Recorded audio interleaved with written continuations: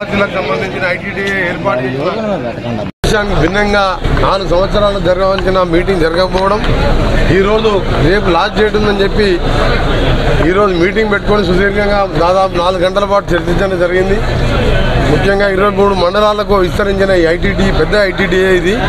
దీనిలో పాల్గొంటున్న పెద్దలు, గౌరవనీయులు, సీనియర్షిప్ తెలంగాణలోని సీనియర్ మంత్రివర్యులైన తుమ్మల నాగేశ్వరరావు గారు, అలాగే గౌరవ డిప్యూటీ సీఎం బట్టి విక్రమార్క గారు, శాసనసభ్యులు, పార్లమెంటు సభ్యురాలు, అలాగే ప్రజాప్రతినిధులు, ఎమ్మెల్సీలు, మా మాజీ ఎమ్మెల్యే పొడేం వీరయ్య గారు కానీ చాలామంది అధికారులు, జిల్లా అధికారులందరూ కూడా నమస్కారాలు తెలియజేసుకుంటూ మొట్టమొదటి మీటింగు అయినా సరే సమస్యలు చాలా పేరుకుపోయినా సరే ప్రతి చిన్న స్కూల్స్ సంబంధించి మొదలుపెట్టి తుమ్మల నాగేశ్వరరావు గారు నిర్మించిన రోడ్లు వేసిన తర్వాత బ్రిడ్జులు ఫారెస్ట్ క్లియరెన్స్తో ఆగిపోతే ఆ సమస్యలు పాటు పెద్ద సమస్యల వరకు అన్ని చర్చించాం.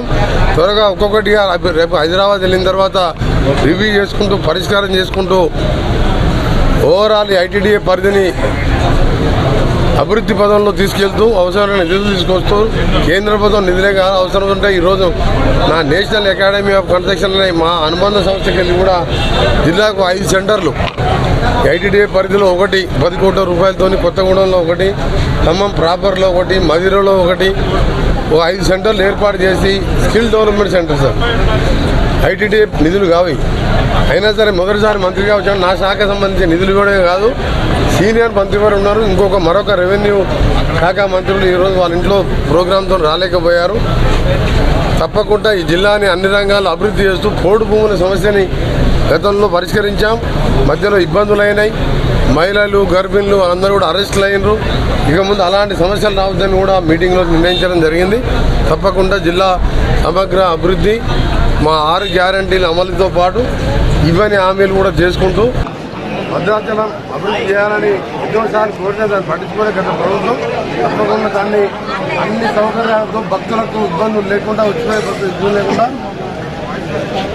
భద్రాచలం దేవస్థానాన్ని కూడా అభివృద్ధి చేస్తామని ఈ సందర్భంగా మొదటిసారి వచ్చిన ఇన్ఛార్జ్ మినిస్టర్గా ఇక్కడ ప్రజలందరికీ, రాముని భక్తులందరికీ కూడా తెలియజేసుకుంటూ ఆ బ్రిడ్జ్ మీద మళ్ళీ 25 నిమిషాలు ఆగి కూడా చర్చించడం గడ్కరీ గారితో వెంటనే 5 నిమిషాలు ఇచ్చారు. 2 మాసాలు పూర్తి చేయాలని చెప్పి మళ్ళీ నెక్స్ట్ వీక్ గడ్కరీ గారితో మీటింగ్ ఉంది.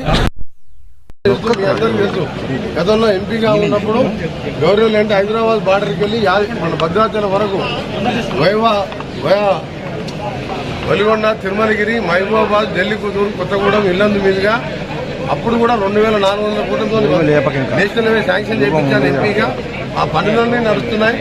ఆ నేషనల్ హైవే, కొత్త నేషనల్ హైవే పూర్తి చేస్తే 930P దాని నెంబర్ దీన్ని శాంక్షన్ చేయించే ఎంపీగా అది పూర్తయితే దాదాపు హైదరాబాద్ వాడు 100 కిలోమీటర్ల సమయం తగ్గుతుంది. కాబట్టి ఆ రోడ్డు కూడా స్పీడ్గా ప్రోగ్రెస్ చేస్తూ సంబంధిత శాఖ మంత్రి కూడా నేనే కాబట్టి దాన్ని కూడా పూర్తి